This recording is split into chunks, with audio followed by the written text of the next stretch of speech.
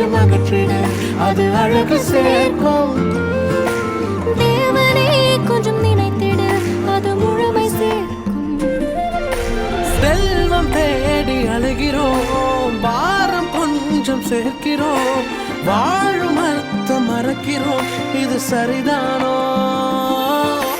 படைப்பை தேடி அழகிறோம், படைத்தவரை கொஞ்சம் மறக்கிறோம், முகத்தில் சிரிப்பை இழக்கிறோம், இது சரிதானோ?